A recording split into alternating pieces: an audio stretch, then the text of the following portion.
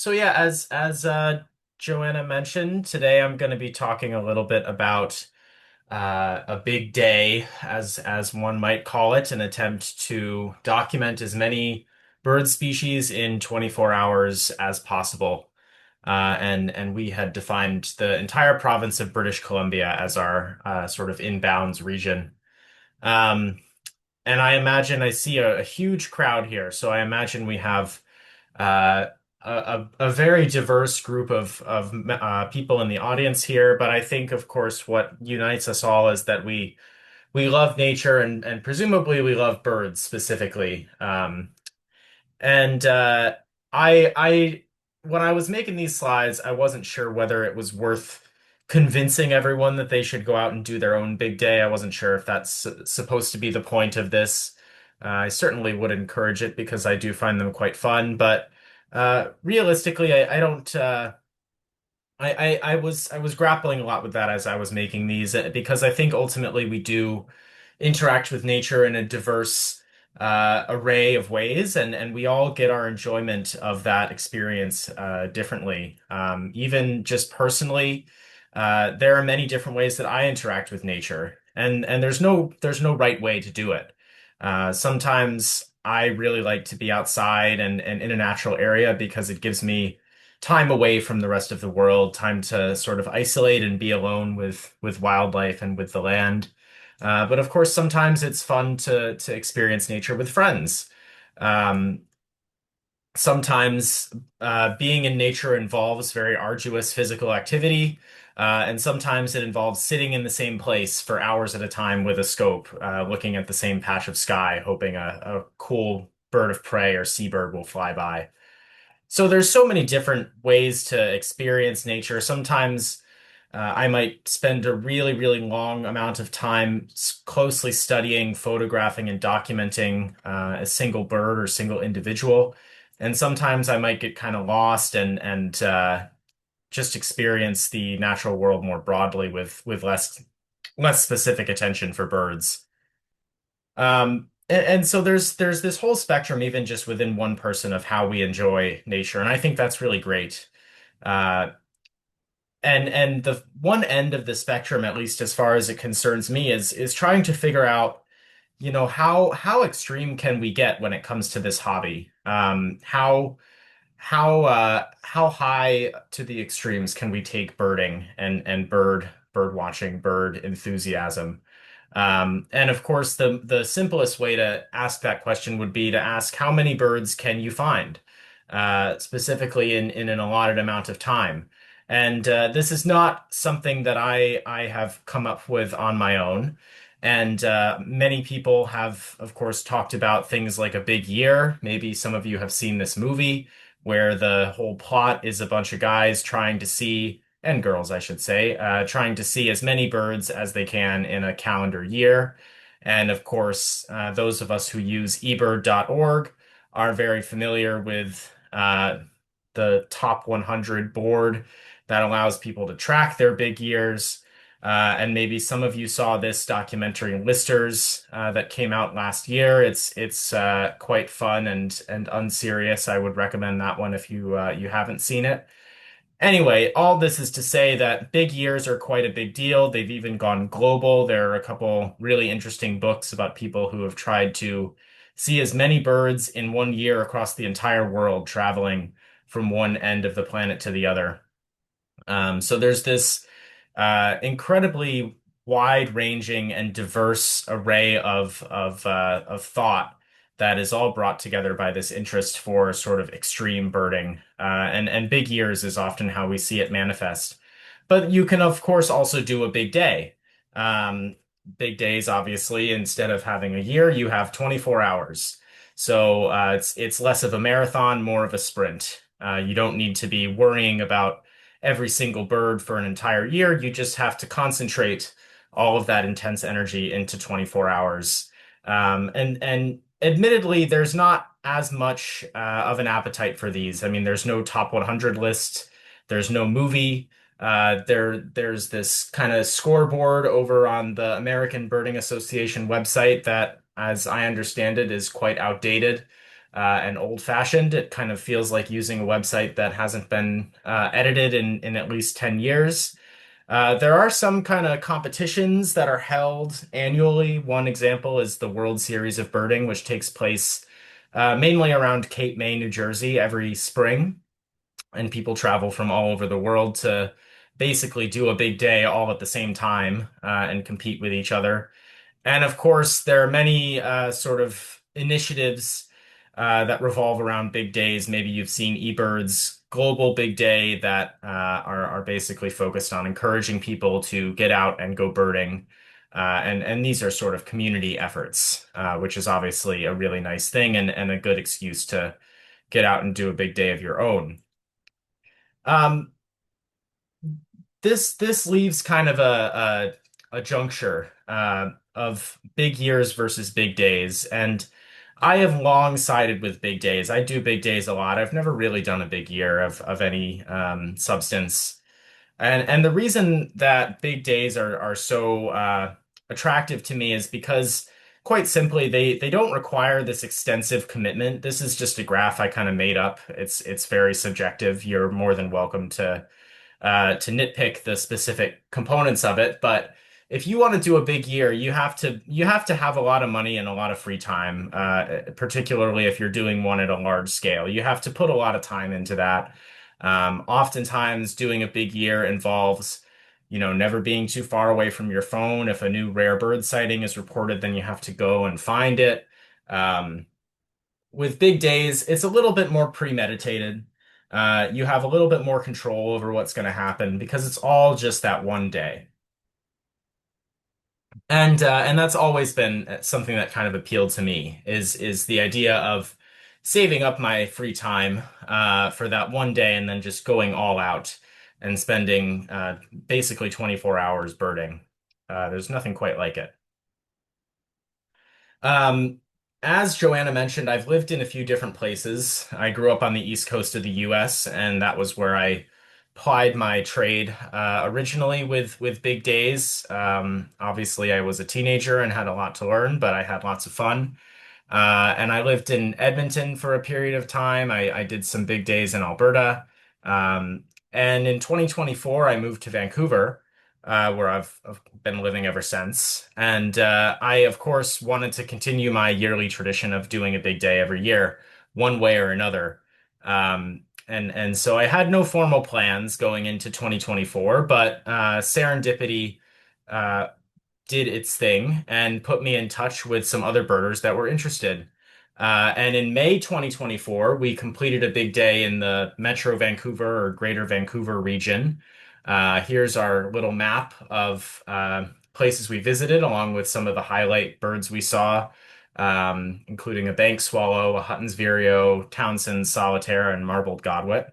And this was an initiative that we were conveniently able to make a part of the Birds Canada Birdathon, which is a really excellent cause that it's an annual event that takes place in May every year. I really encourage everyone to look into it because it basically involves you go out and try to see as many birds as you can, and people support you financially, and the financial support goes to Birds Canada. So you sort of raise funds for your birdathon, and the profits all go to bird conservation, which is obviously as important as it's ever been.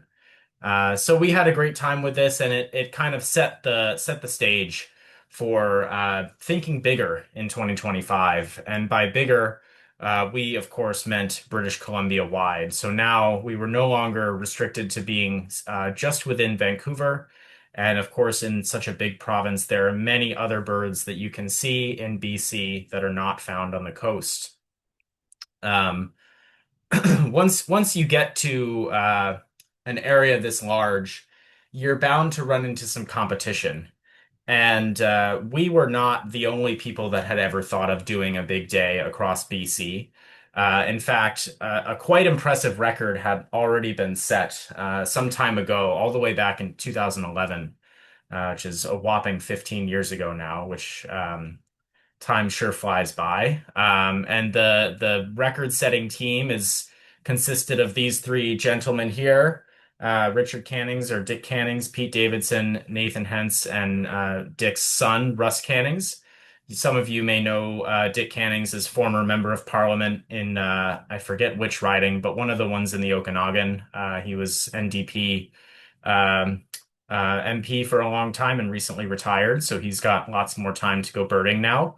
But he's also one of the most decorated naturalists in his generation across Canada, and a really great birder. So in 2011, he and his teammates saw 201 species in British Columbia, which sets a very high standard. That's a lot of birds. And we wanted to, not necessarily beat them, but we wanted to see if we could come close to that. At least in our first try, we wanted to see if in 2025 we could put up a reasonable attempt that would get close to or maybe even exceed that ambitious number. One thing I really appreciate about the Cannings team or the 2011 team is they were quite open about sharing their intel on what they did. And based on some of the blog posts that have been written online as well as eBird, you're kind of able to reconstruct the route that they took. And it looks something like this.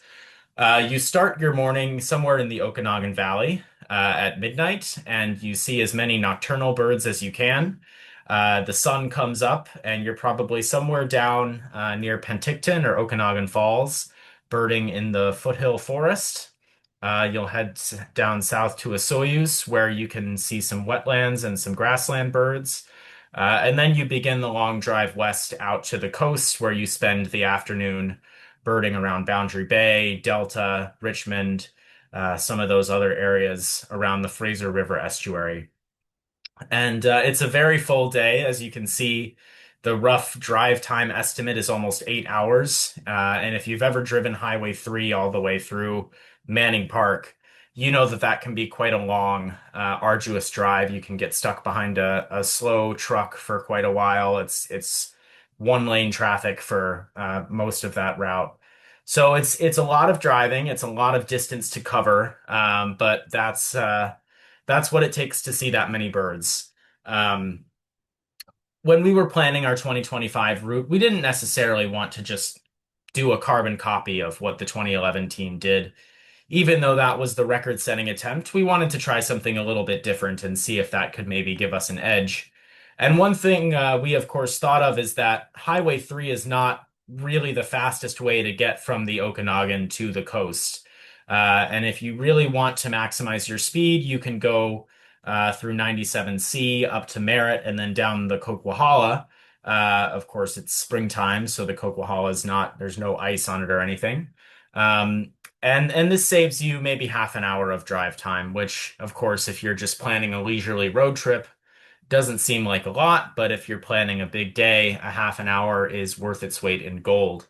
So this was our sort of rough blueprint, and once again, it's incredibly fortunate for us that the 2011 team had already tested this out and gave us a good starting point because we could adjust their plan. Planning is obviously very important for these big days, and we could whip it up and be ready to go.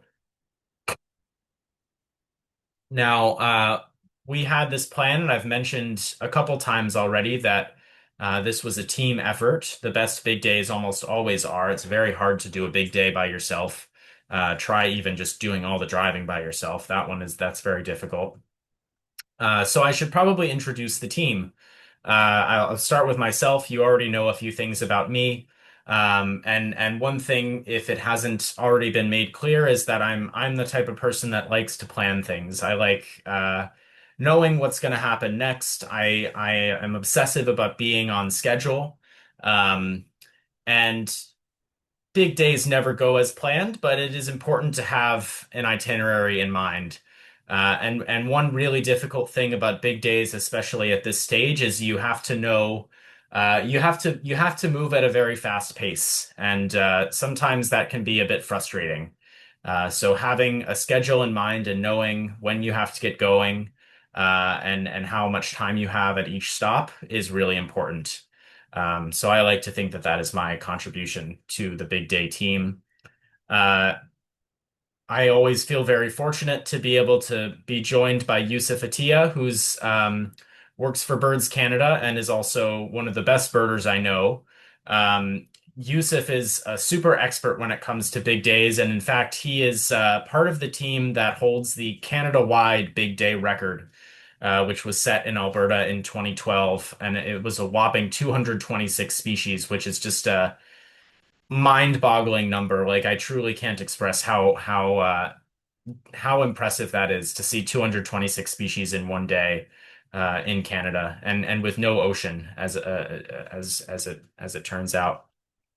So Yusuf is a great birder and a really great guy and a wonderful teammate to have along. And he also just kind of knows a lot of these tips and tricks of big days that only experience can provide. And he's also a great big day driver. That's an important skill to have. Not you can't go too fast because you don't want to get pulled over. But you also have to make good time. You also have to be looking for birds a little bit while you're driving, but also be safe. So there's a fine line there, and Yusuf toes that very well. So once again, it's wonderful to have him along. We also were joined by Mark Swanson. Mark is from the North Shore. I believe West Vancouver is where he's currently based. Um, and one thing about Mark is he's got a really good eye. We did the 2024 big day in Vancouver with him, and he picked Townsend Solitaire out of a grassy field in Richmond when none of us were expecting it. He's just got a good eye for finding really unexpected birds. So that's exactly the thing that you want on a big day team. It's always good to have an extra set of eyes, and Mark's a pretty good set of eyes at that. We are also joined by Ben, who, as you can see, is very tall. Here he is dunking a basketball. So he gives us a better vantage point for one. And he's also a great photographer. He's very quick with the camera. And sometimes on the big day, you're rushing around, but you need to take some pictures. And when I was making this talk, I was very grateful that Ben was taking pictures because then I can put some of them in the slides. And of course, if you see something really rare, you need to get a picture as well so people believe you. So having Ben along was really important, and it was great that he was able to snap some photos for us. And he also got a few life birds that he'd never seen before on this trip because he'd never visited the Okanagan Valley. So it was extra exciting that he was able to join us for this one. So that foursome, myself, Mark, Ben, and Yusuf, that was the group that completed the big day last year in Vancouver. But we knew that we needed some Okanagan expertise in our team. I've been out there a couple times, but never, I don't have the familiarity with the birds that's necessary for a good big day route. And that's why we were really lucky to have Kalen Okanya join us. Kalen is born and raised in Kelowna. He still lives there and he spends tons of time outside looking for birds, whether it's for his work or just for fun. And in the weeks leading up to our attempt, Kalen spent hours and hours outside scouting every single little patch of bird habitat so we could know exactly where things might be on the big day. He was a late addition to the team, but I genuinely think the attempt would have been significantly worse off if we didn't have Kalen join. And there's just no replacement for that kind of intellectual familiarity with the local birds in an area.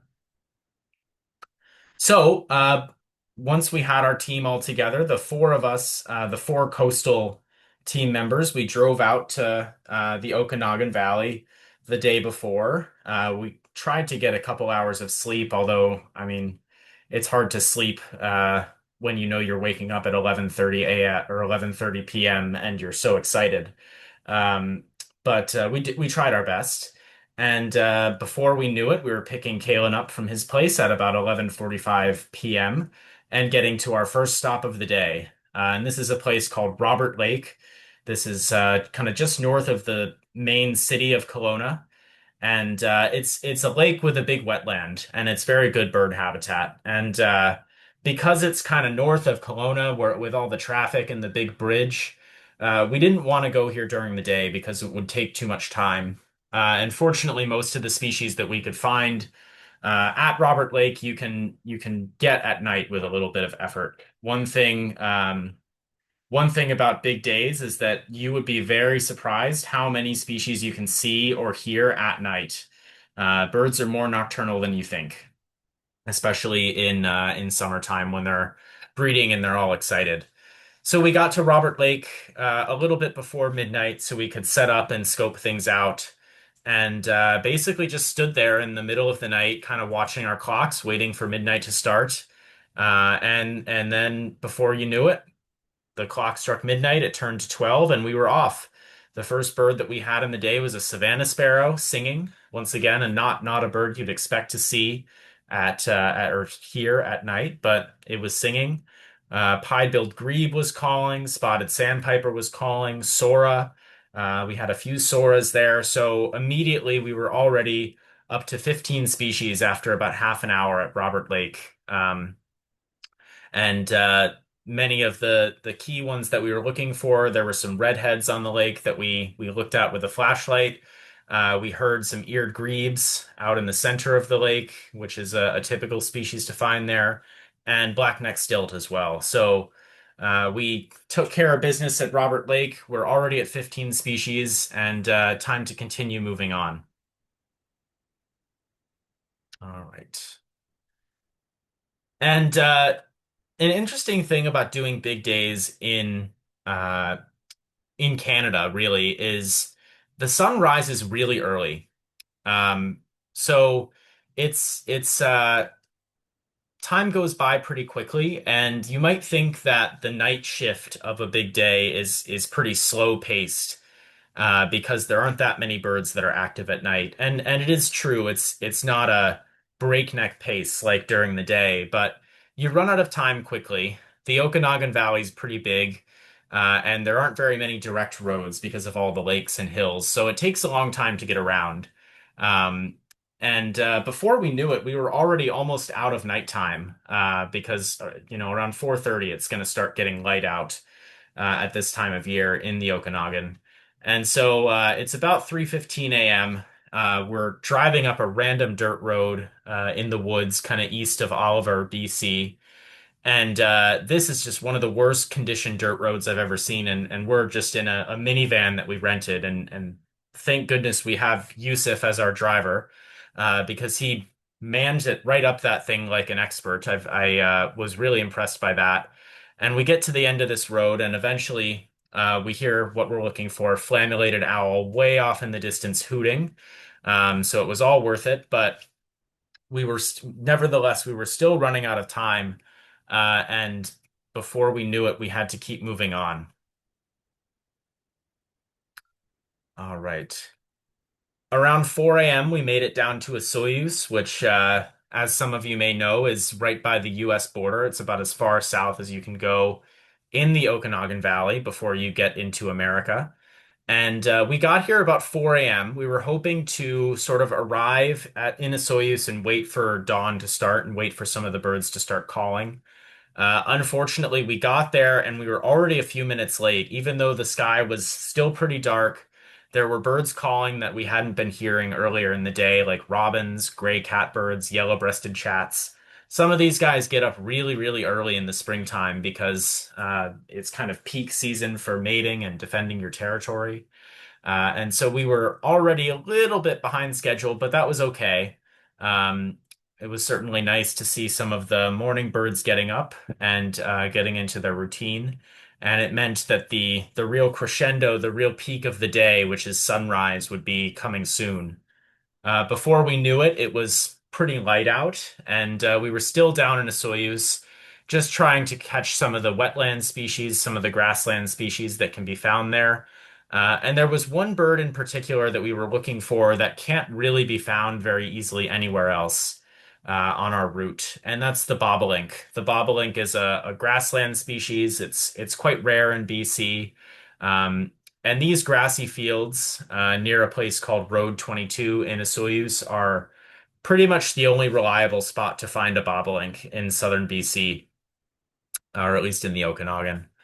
And so we were looking out on these fields, and it's about 4:30 in the morning, and we're just waiting for this bobolink to sing. One thing about big days is you are relying really heavily on your ears. If you want to do a record-breaking big day, you need to have the ear for bird vocalizations because so much of the time you aren't able to see things, you're just hearing them.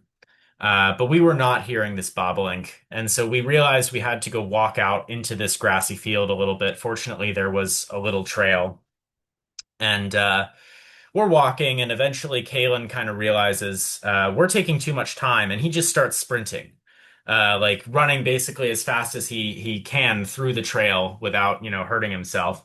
And we kind of realize what the deal is here, and we all start running after him.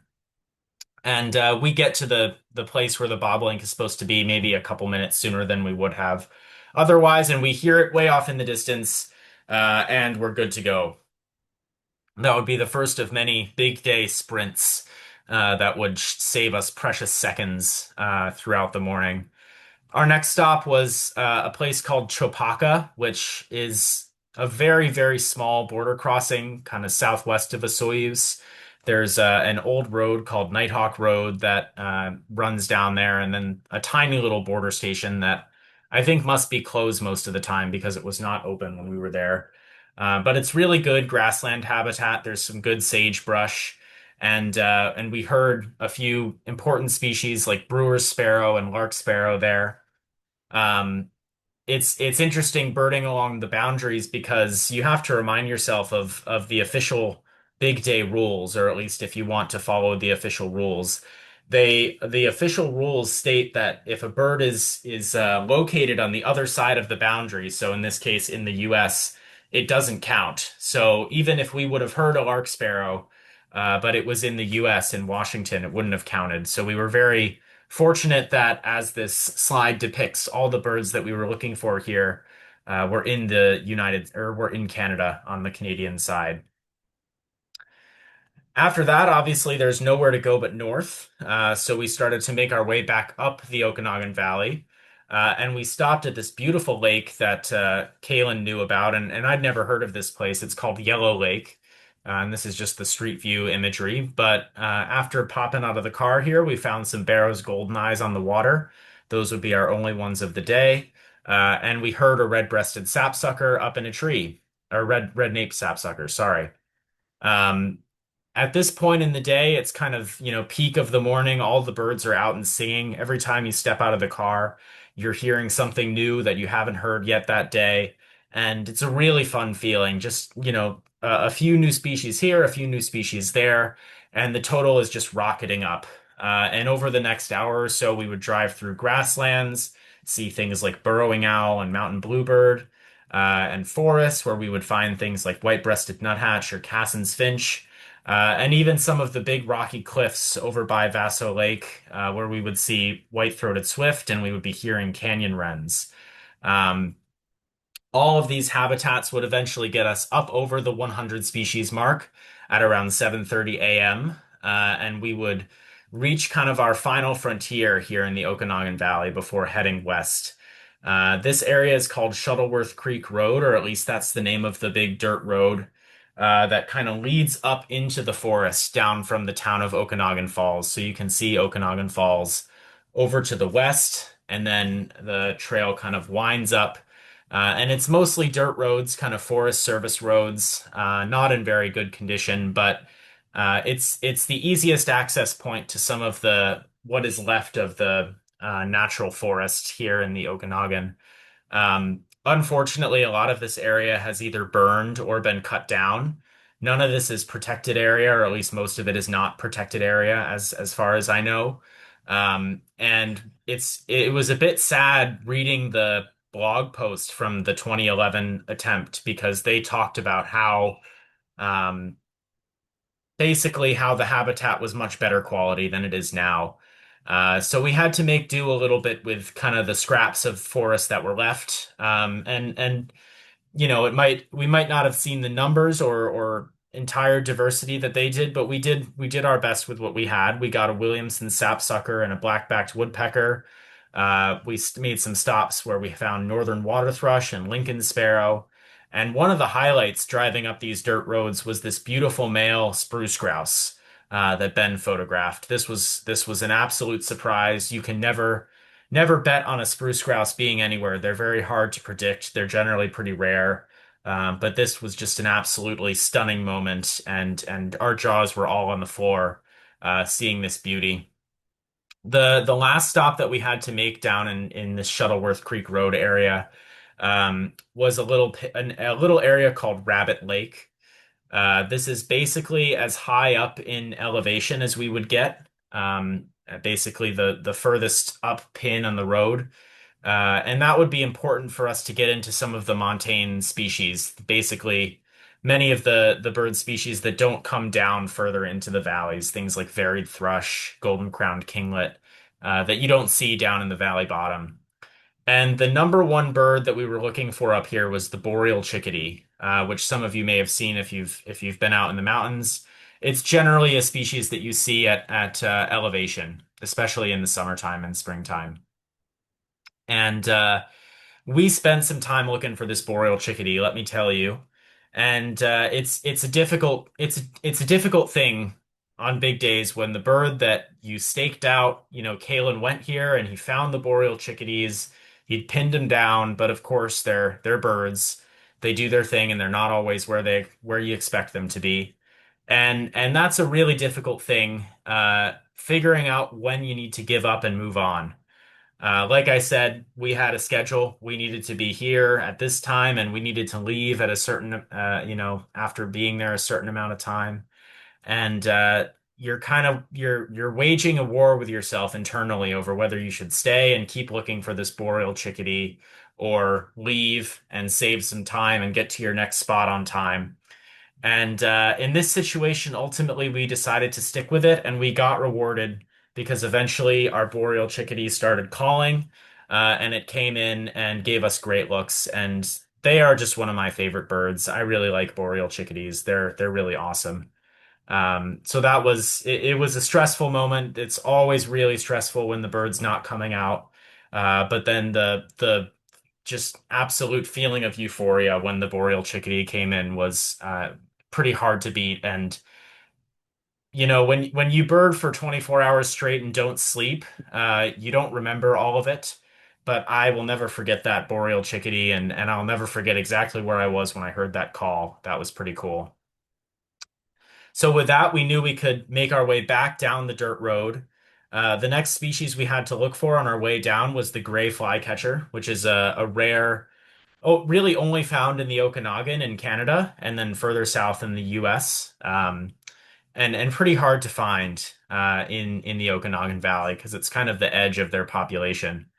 Kalen had a spot, but it was a bit far off of the road, which you never want. You want the bird to just be right off the road, so it takes minimal time to get it. So we had to do more running. We had to run down another trail, and eventually we were rewarded with some quick looks at the gray flycatcher. And of course, after doing all our huffing and puffing to get down there, we come back to the car, and there's a pygmy nuthatch or two sitting right above the car in the trees calling. That's often how it works on big days as well. So after all this rushing around, we ended up with 128 species at about 9:30 a.m. Um, and we had lots more work to do, but this was a pretty good start. We knew we had to start heading back towards Vancouver, and we made one last stop in the Okanagan at a place called Hardy Falls Regional Park. We were looking for an American dipper here, and given that there was only one bird really that we needed to see, we had to make it quick. And so another sprint was in store for us. We ran up the trail. There were lots of non-birders there that had absolutely no idea what we were doing. And unfortunately, this time we didn't see the dipper. So that was a real bummer because it was kind of the first place where we had not cashed in on our bird right away. But nevertheless, we had to keep going. It was about 10:30 when we got moving and started making our way on the long drive down to the coast. It would be pretty nonstop from here. We didn't make very many stops on the way. because we wanted to make sure we had lots of time to look around the Metro Vancouver area and of course all the different species that you can find on this side of the mountains. Um, but even the driving is, there's never a dull moment in that because you quite literally never know when an interesting bird could fly over or be soaring off in the distance as you're driving. So, as much as this was kind of a boring period, and of course we weren't picking up a lot of birds, uh, we weren't we weren't able to allow ourselves to calm down. We weren't able to turn off our brains or just all go to sleep or anything because we had to make sure we saw everything. Um, and this is where a really important rule of big days comes in because they are a team game. Like I said, the many of the best big days are done in teams. And of course, in order for it to be a team effort, the whole team has to see the birds. And there's an official rule that the American Birding Association has created that they call it the 95% rule. And basically, it means that at least 95% of the birds in your big day must be seen by everyone. So if you see 100 birds as a team, at least 95 of them have to be birds that everybody found. And I guess I should clarify, it doesn't have to be seen, it can also be heard. But everyone needs to at least document or observe in some way the species. So for example, yeah, if you see 100 birds or find 100 birds, your team all has to find or observe 95 of them, and then there can be five more that maybe only some people got to look at or only some people heard. And let me tell you, when you're driving on a highway at 110 kilometers an hour, and a Cooper's hawk zips across, uh, flies through the sky and then disappears off to the other side, it's pretty difficult to get everybody on it. We're talking about a few seconds that this bird is in the field of view. And so sometimes you get these kind of 5% birds. That's what we might call them. These flashes by that not everyone's going to be able to see, but if you get too many of those, they don't all count. So this was obviously a big thing. We were all trying to make sure that everybody saw every bird, not just one of us. And that makes it that much more intense when you're on the road. So we quickly made progress back towards Vancouver, and we hadn't really, like I said, we hadn't planned that many stops. But I did do some looking on eBird and Google Maps to just see if there were any good habitats that were kind of right off the side of the road, places that would require minimal detour. We were going to be going by them anyway, and there might be some interesting birds if we stepped out and looked for a few minutes. And this pond is pretty unassuming, pretty small. It's just right on the side of the highway, as you can see here. And but it had a few eBird checklists from there, and it looked like good habitat. So I figured, why don't we step out and see what's here? Now, in the Okanagan Valley, we had not done very well with ducks. There were a lot of duck species that we didn't see. We just didn't have good luck with waterfowl. And so I would have never believed that when we stepped out and spent about 5 minutes looking at this tiny little pond, we added seven new species of waterfowl in 5 minutes at this one spot: green-winged teal, blue-winged teal, cinnamon teal, northern shoveler, ringneck duck, bufflehead, and hooded merganser. And it quite literally looked like that because they were all just packed in this tiny pond. I've never seen anything quite like it. It was a gift from the birding gods. They just dropped all these guys down on the same pond right when we needed them. It was pretty incredible stuff. And of course, it just continued to push our total up as we were up to 139 species, still potentially within striking distance of 200. We continued on, of course, and like I said, when you're driving, you're always looking for birds, and often you're looking for birds of prey. You're looking at the skies, scanning the big horizon, and just looking for dots, because you never know if a dot is going to end up being something interesting. And along this particular stretch of road, just east of the town of Merritt, is a good place to look for Swainson's hawks. And so one of us saw a dot way off in the distance, a little black dot soaring in the sky, and we said that might be a Swainson's hawk. Let's pull over. We pull over, we get out of the car, and it's just a red-tailed hawk. But then shortly after that, I hear a least flycatcher calling from the trees across the way. A bird that we completely did not expect to see. They're pretty late migrants. We didn't even think they would be here yet. But nevertheless, a beautiful least flycatcher song coming from the trees couldn't be anything else. And that was another really memorable moment just because of how unexpected it was. And one of the reasons big days are so much fun is you never know what you're going to see. No matter how much planning you do, these little surprises are still going to come in and bless you.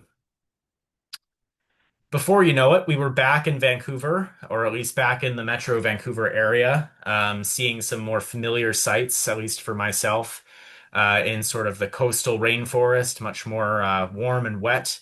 And we were picking up birds that you can't find in the mountains or in the interior, like chestnut-backed chickadee and black-throated gray warbler.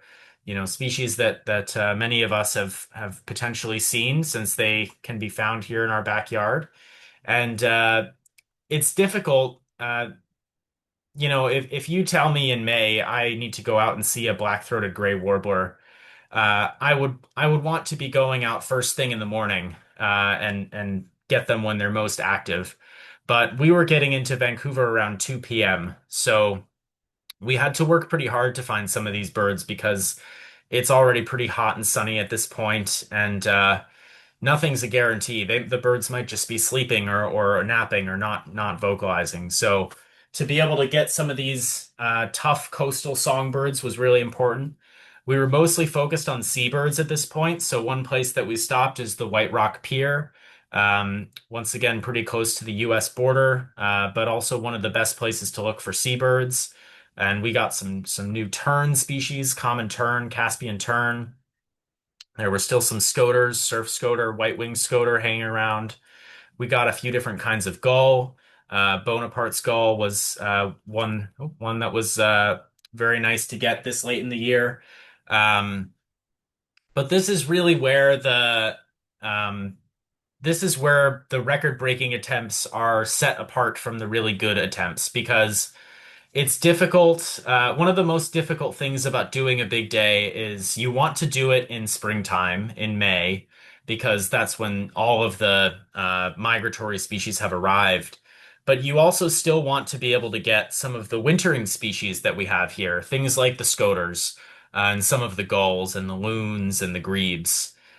These are species that are mostly gone by late May, but still a few stragglers will be around. Um, and getting those stragglers can be really hard, but it can also be a huge difference maker for your day. And unfortunately, we'd hoped to get some things like Western grebe or Pacific loon at White Rock, and we did not see them. And that was a little bit frustrating, but we had to push on. We spent some time looking for Hutton's vireos in Surrey. This is a species that's, of course, around all year. They're only really found by the coast, but by the time late May rolls around, they're pretty difficult to detect. They do most of their singing actually around now, in March and April. It's a bird that you can listen for right around now if you have a good patch of dense forest nearby. Obviously, it's nice we picked up bush tit and purple finch and some other things around these spots, but Hutton's vireo gave us a lot of trouble, and that was another one where, if we were maybe a week or two earlier, we might have gotten it. And that was of course something to learn for next time. Uh, as the afternoon rolled along, we still had lots of time to bird, but the new species started coming in a little bit less frequently. I mean, let's face it, at this point in the day, we've seen most birds that there are to see. So we had to really go out of the way and grind for some extra ticks at this point. We went up to Delta to find a mute swan. We went down to the neighborhood of Tawasin to find a merlin that Yusuf had been aware of. And then we drove all the way out to the ferry jetty in Tawasin, another good sort of seabirding area, and we found a couple new species there. Um, but we were starting to lag behind the pace a little bit. We were at about 170 species at this point, and it started to set in that we probably wouldn't get to the 200s. We probably wouldn't get a record-breaking attempt at this point, but we didn't want to let that deter us from finishing strong. And so we made sure to continue on and keep the intensity up. Uh, we made a little stop up at Brunswick Point, down on kind of the dike trail there, which is one of my favorite spots in the Metro Vancouver area to bird. And we timed it perfectly with the rising tide. When shorebirds are coming through, as some of you may know, timing everything with the tides is really important because if the tide is too far out, the birds are going to be miles away. You won't be able to see them. And if the tide is too high, then everything is soaked and there's no mud and shallow areas for the shorebirds to hang out. So you really need to find that tiny window when the tide is coming in, pushing the birds closer to shore, but they still have a little bit of mud to hang out. And because there are so many shorebird species that you can see, that can make a big difference for your big day. And it really has to determine quite a lot about your schedule. And fortunately, we had planned it this way so that we would get to Brunswick Point right around then, and we got some interesting shorebirds like short-billed dowitcher and red knot. And then before we knew it, it was getting dark again. One thing about big days is the time really flies by. And of course, it's a long day, late May in Canada, but around 9:30 p.m. it was starting to get dark. And we had stationed ourselves up at Terra Nova in Richmond, another place that I really love for birding. And we got a couple owls there. We got an American bittern calling in the marsh. And we kind of just watched the sunset. We were up to 187 species at this point. And that would be our final number. That's what we would finish at for the day, 187. Um, we just kind of sat here and reflected a little bit. We made a couple other stops, but eventually the clock struck midnight, and we knew our attempt had come to an end. So now it was time to do some of the counting, some of the double checking. We confirmed that we had stayed under the 95% rule. So these are all the species that um, only some of us had documented, so only seven of them, which is only 3.7% of our total 187. Um, I always mention this because it indicates that we did a really good job working as a team to stay under that 5% threshold. And so only a few of the species were, birds that we couldn't all get on or couldn't all hear.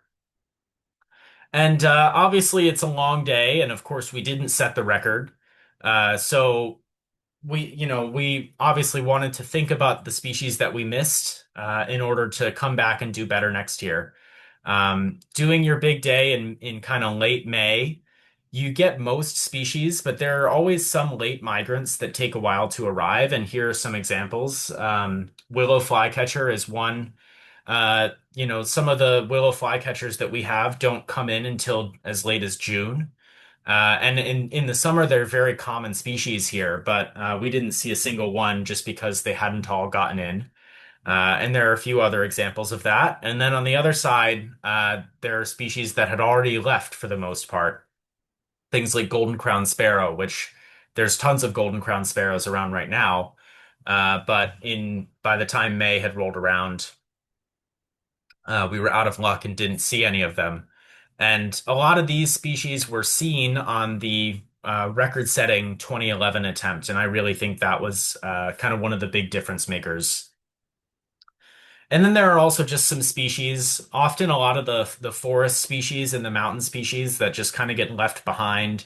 The areas where they live are really hard to access, and so sometimes we just didn't have a good spot for some of these things. Like we didn't see a red crossbill, and it was just a bad year for red crossbills. We didn't see a sooty grouse, and I certainly know a few places where you can see a sooty grouse, but not necessarily along our route.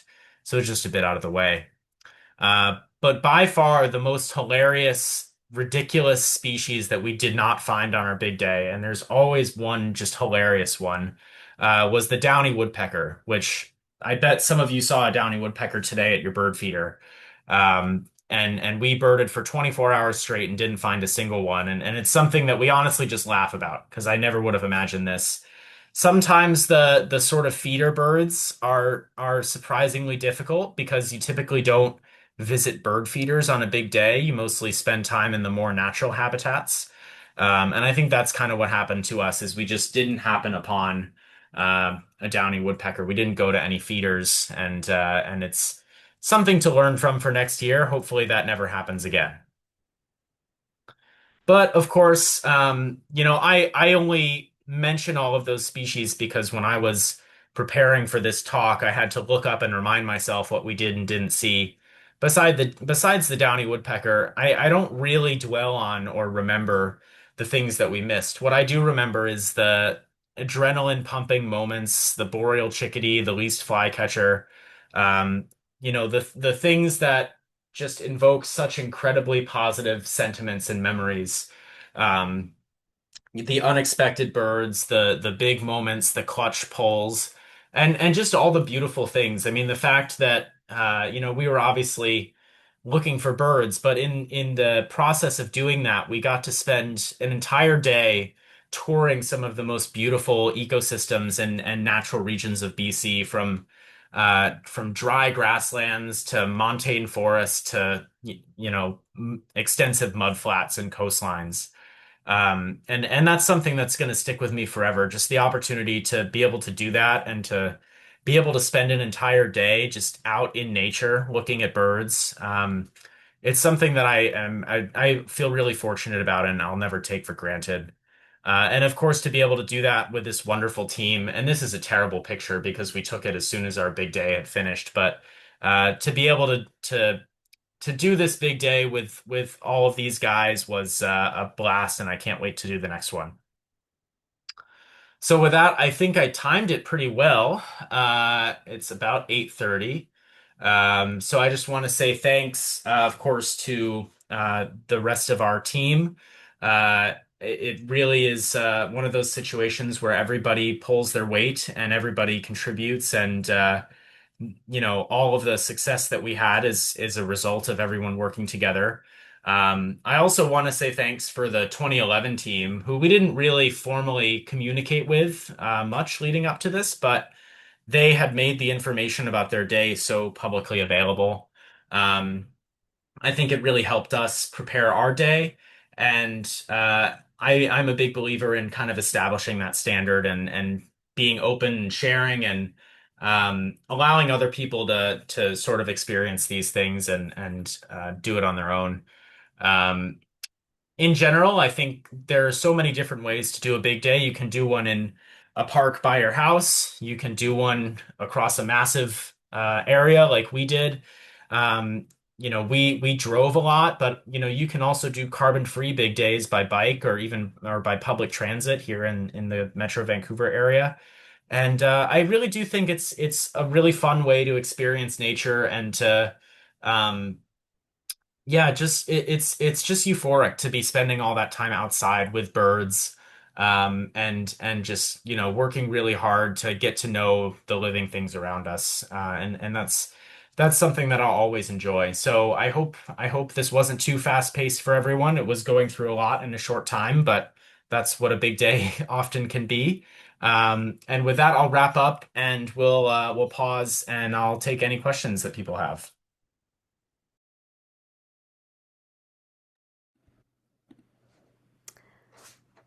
Hello again, and if you have a question for Peter, you can raise your hand using the Zoom reactions or pop your question to the chat and I'll help to moderate. Um, we have a comment from Selena. She says, I love the bird animations on your maps, Rose. Joan has a question. She says, did you use Merlin to identify birdsong or was it all by your experience? That's a good question. It was all by our experience. Merlin is very, very good.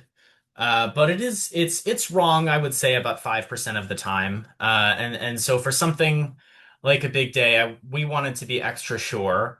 However, I really like Merlin just for saving the recordings. Like I will use Merlin just to save the audio file.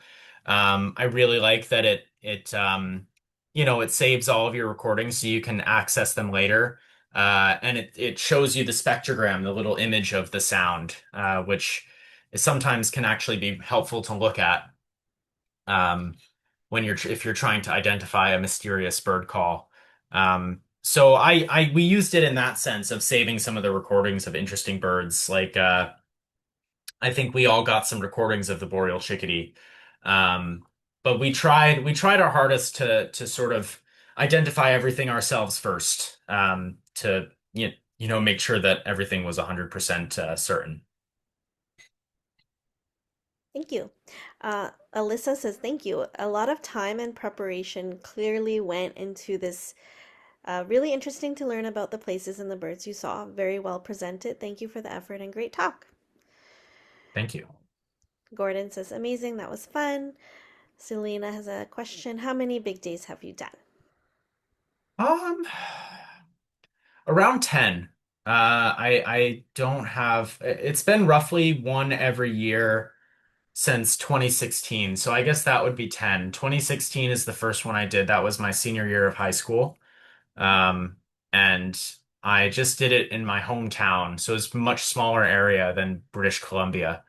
Um, but that was, yeah, I think I maybe saw something like 80 species that day, but it was a very fun first attempt, and I have been hooked ever since. So yeah, I think about 10. That's great. Ilana asks, what was the name of the documentary mentioned at the beginning? Oh, that's a good if you're talking about the one about the big year, it's called Listers. I'll just put it in the chat. And it's on YouTube. Um there I also mentioned the movie The Big Year. But the YouTube documentary was called Listers, and it's basically two kind of 20s age guys, brothers, who have no prior experience birding, decide to do a big year across the United States. And it's quite humorous and fun and silly and unserious. I really enjoyed it. I think it's quite a good time. I think Jungwook just posted the YouTube. Oh, brilliant. Yeah. Adam asks if you could change anything in your big day plan, what would it be, if anything? Yeah, that's one we've thought about a lot. I definitely would want to change something. And I think it's difficult because like I mentioned briefly in one of the slides, there were some birds that if we did the big, I think the timing, I should, I'll say up front, the timing is probably the first thing I would change.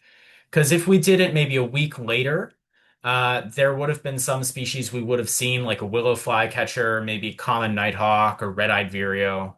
And if we did it a week earlier, we might have seen some of those seabirds like western grebe, brant, horned grebe, they're on their way out by then, so it's less and less likely to see them the more you go in to the summer. And so I think I don't know what the optimal timing is, to be honest. And obviously there's a trade-off because you go later and you're less likely to see some things, more likely to see other things.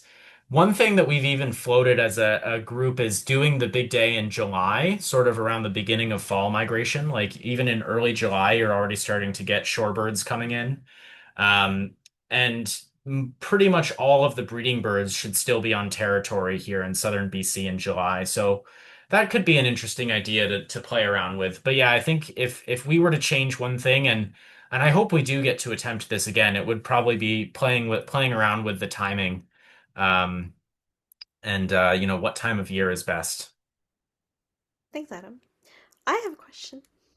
So big days are obviously really exciting from birding perspective, but I'm wondering how you see them contributing to conservation or public engagement. Do events like this help bring attention to bird diversity or inspire people to care more about protecting habitat?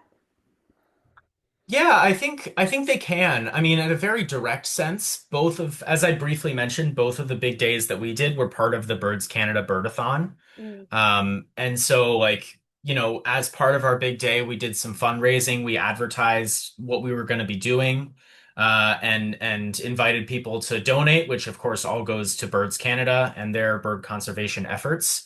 mhm. Um, I don't remember if Birds Canada has a functionality for this, but I've done this before with other similar events where you can have people donate per bird. Mm. So it's like I'll donate like a 50 cents per bird or $1 per bird, and that's kind of like a fun way to, the more you see, the more the donation is.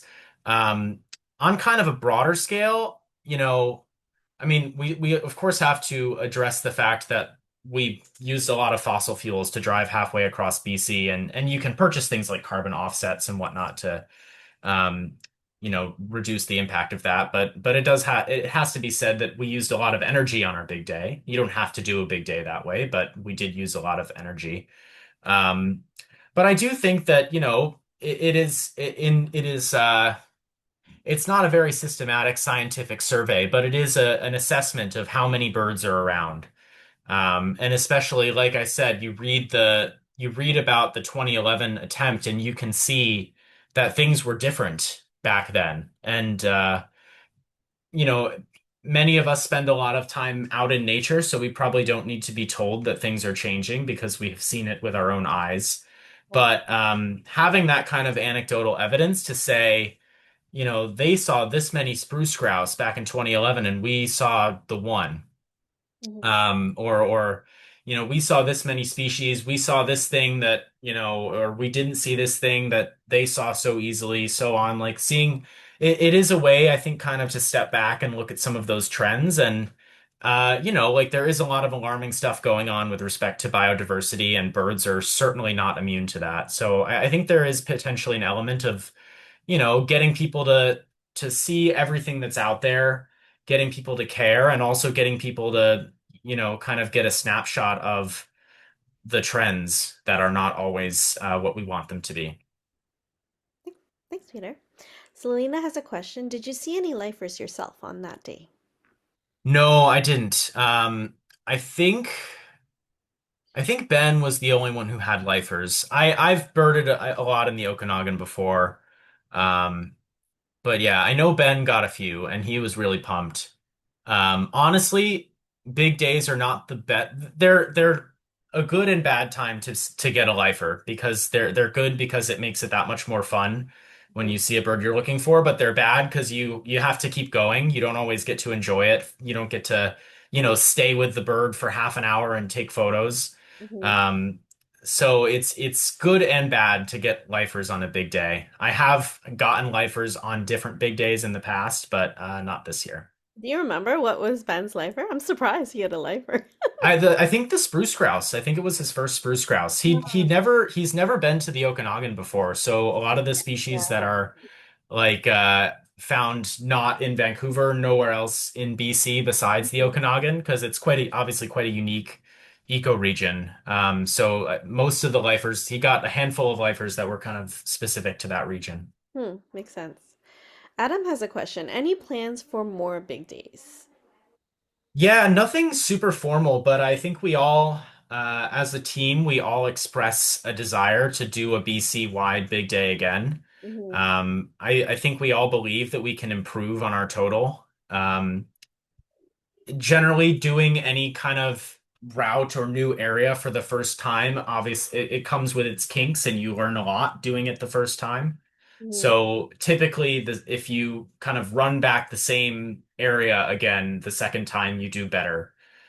So I would be interested to see, how far we can push the boundary, to see if we can get up to 200 or not, and just try out different things. Like I said, play with the timing, play with the plan, Hmm. and see what works. So Jung Wook has a question. Do you think you could have broken the record if you flew to the Peace region?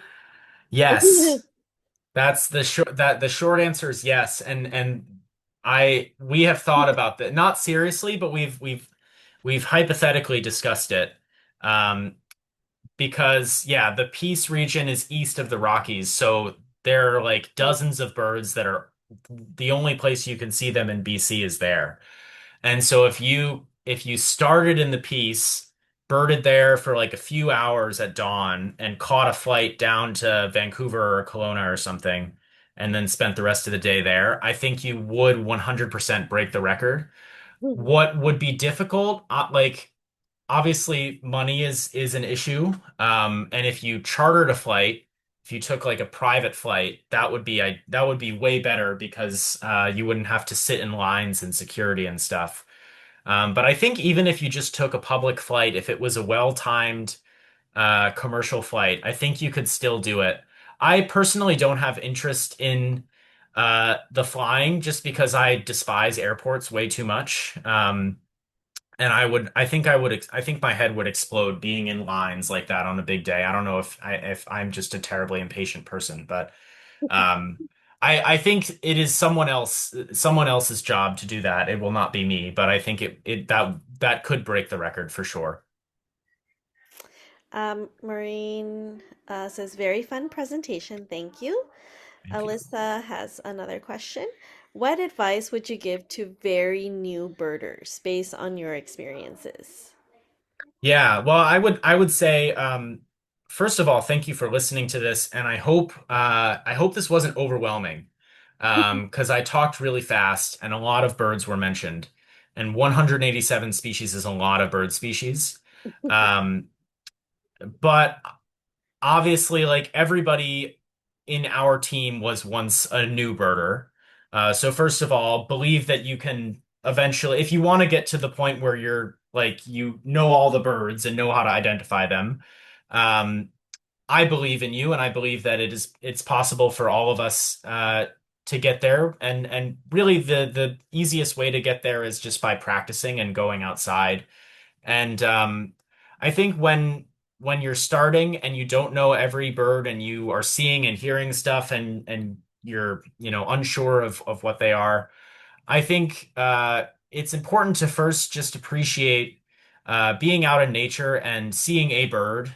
Uh, doesn't matter what kind it is. You can appreciate the beauty and the incredibleness of that life without identifying it. And I think that's kind of the first step and the you know the field identification skills and the you know the big day totals will kind of naturally follow. But yeah, start small and anyone can do a big day and it can be across BC or it can be in like a neighborhood in Vancouver or it can be you know just go to Queen Elizabeth Park and do a big day in the park. Try to see as many birds as you can at Queenie. And I know someone asked about Merlin, and I do think that Merlin is a great tool for people who are learning the calls because it gives you that kind of it's gives you kind of a you know answer sheet. Um, like when you're by yourself and you just hear a bunch of birds and have no idea what they are, it's very hard to learn because you're not getting any feedback. But Merlin does give you some feedback because you hear the thing and then Merlin tells you what it is, and it's usually right. So certainly don't shy away from that either you know, as you're if you're interested in learning the vocalizations, which if you are doing a big day, the vocalizations will help boost your totals quite a lot. So um, yeah, I think being a good birder is not about being able to identify the most birds. It's just about having fun and being treating nature respectfully and enjoying yourself and enjoying the experience and interaction with the wildlife. Does anyone else have any questions? Let's see anything. Well, if there are no more questions, we'll begin a wrap up for the evening. Peter, thank you again for a fantastic presentation and for taking the time to share your big day adventures with us tonight. It was a wonderful reminder of the incredible bird biodiversity that we have here in British Columbia. Thank you as well to everyone who joined us this evening and for all the great questions. On behalf of Nature Vancouver, we really appreciate you spending your evening with us. We hope to see you again at one of our future talks.